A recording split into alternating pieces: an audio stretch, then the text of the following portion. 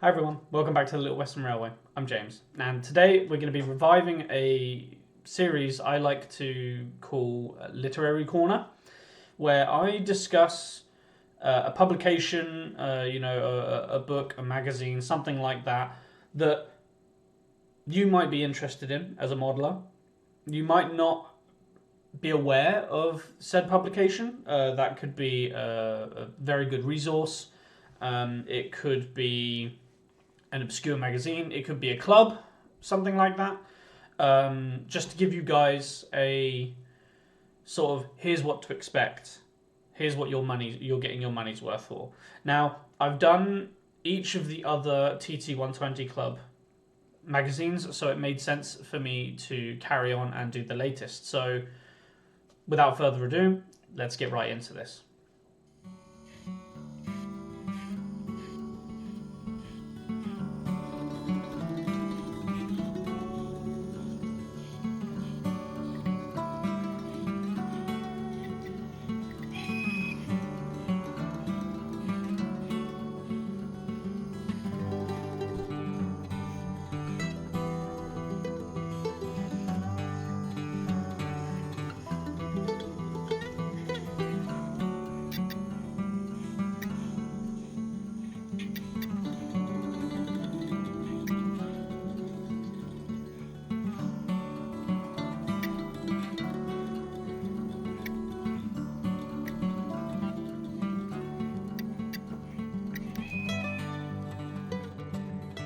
Hi everyone, welcome back to the Little Western Railway. I'm James, and today we're going to be reviving a series I like to call Literary Corner, where I discuss a publication, a book, a magazine, something like that, that you might be interested in as a modeler.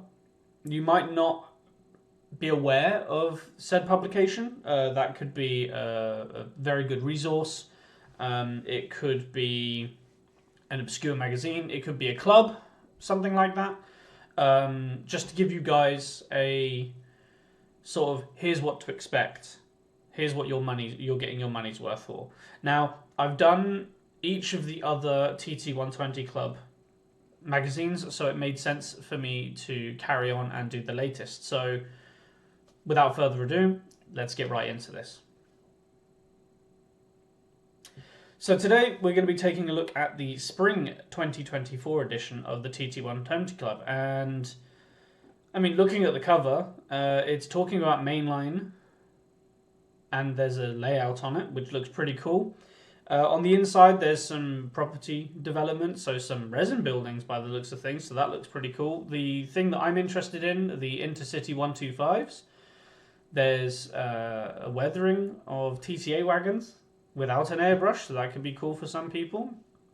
And a free exclusive competition to win a DB Shenica 08. That could be cool. So on the infographic here we have, I'm assuming these are Mark 1s, don't quote me on it, with an A3.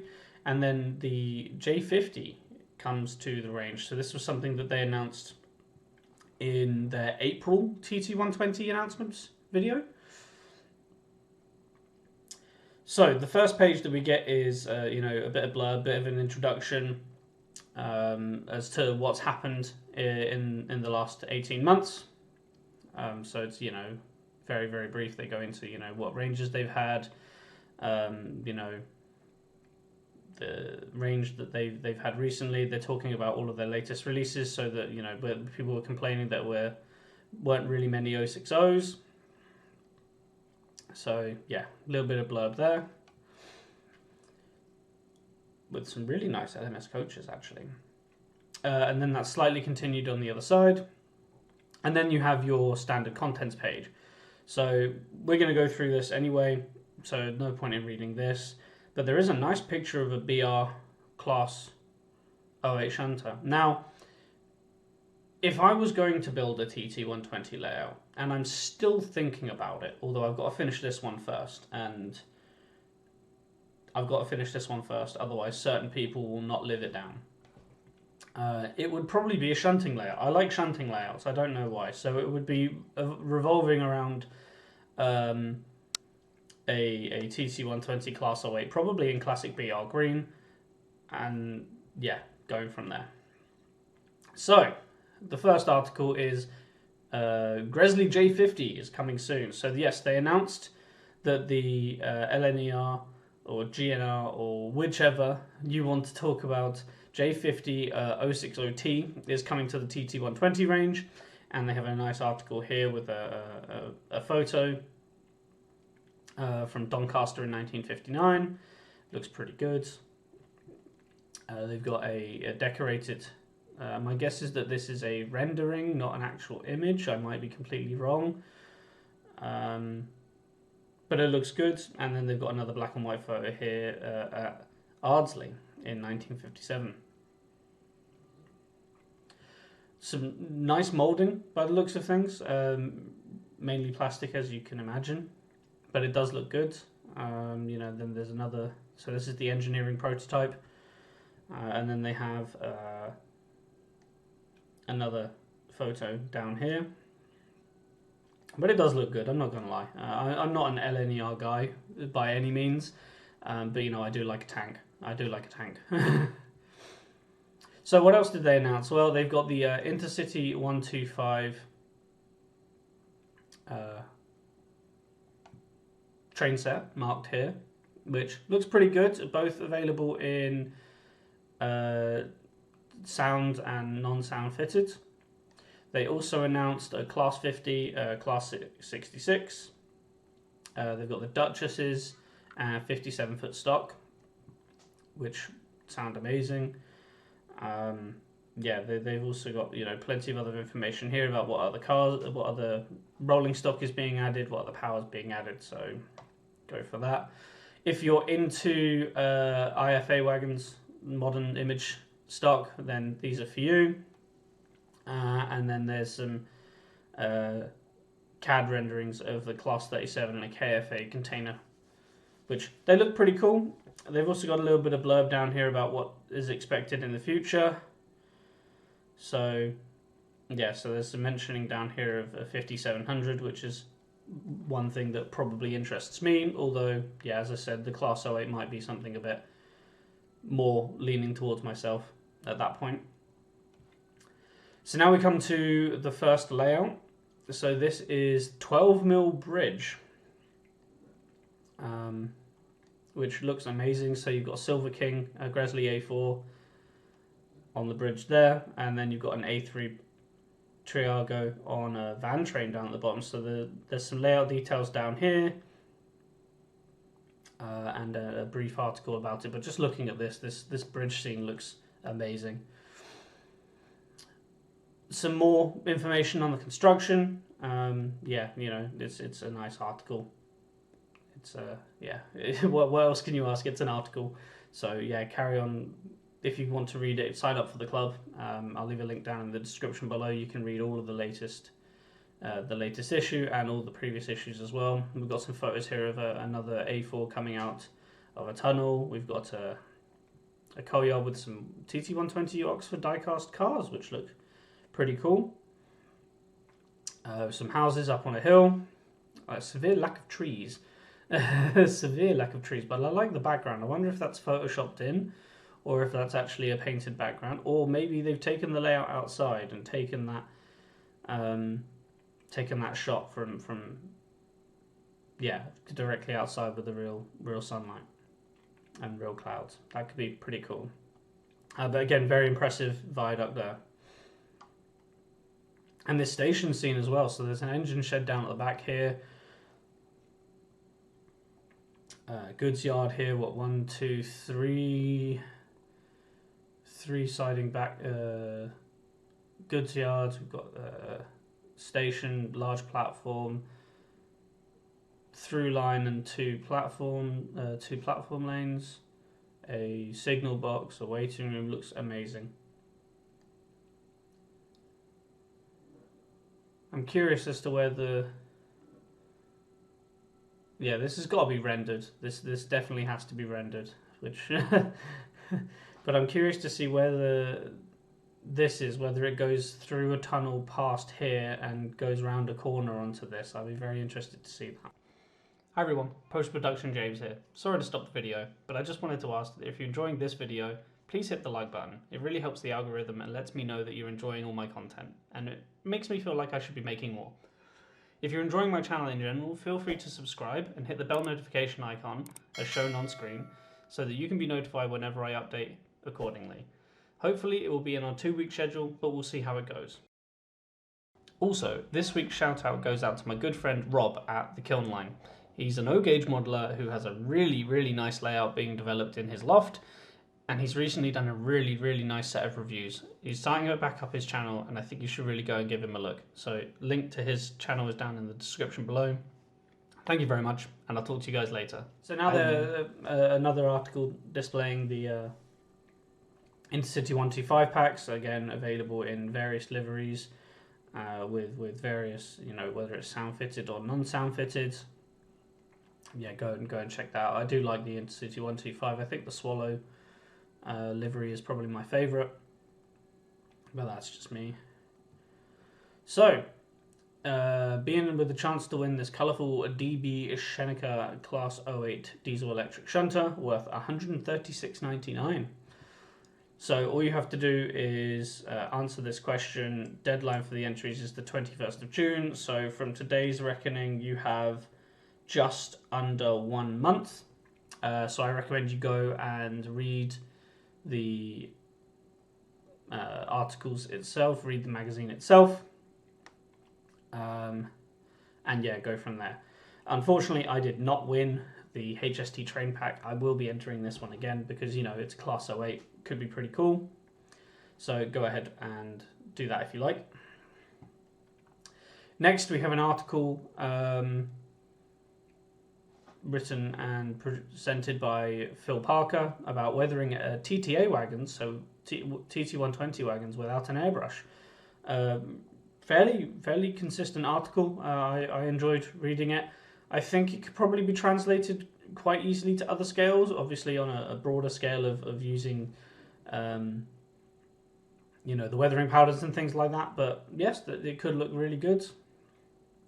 A very detailed step-by-step process about, what to do, cleaning, fitting air brakes first, things like that. So definitely one to go through if that's your cup of tea. We've got a production update here. So yeah, if you're an LMS modeler or you like your Class 50s, then you've got some due dates up here. The same with carriage stock. So some of them should already be, most of these should already be here.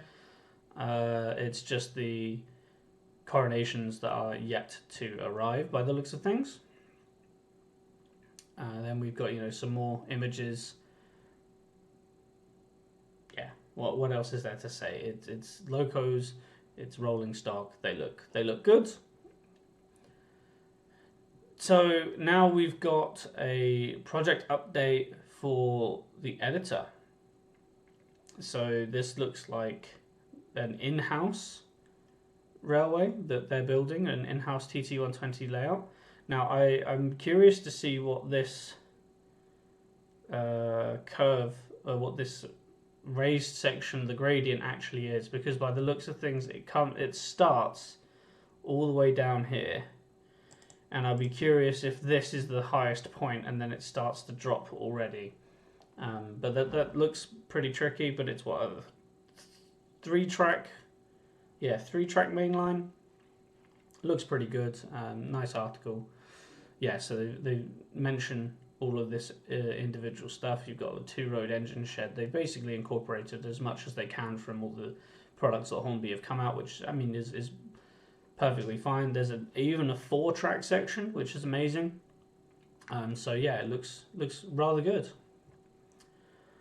They document, using cork underlay. This, it's talked about more than hot dinners at this point. Go to any channel and most people have been using cork underlay. Discussion about retaining walls. So this was from Scale Scenes. Retaining walls, something I might actually think about. Because I have a need for a small retaining wall, and I haven't decided, if I'm going to 3D print it or what I'm going to do, so I need to figure out that. I might even just build a slope. You know, I'm tangenting to my layout, but you know, I have to think about it. Property development. So some new TT120 resin buildings. They look fantastic. You know, this church especially looks rather good. And not terribly priced for resin buildings either, so something to consider if you're building a TT120 layout. Yeah, as I said, look, that just looks phenomenal. And then a pub by the looks of things as well.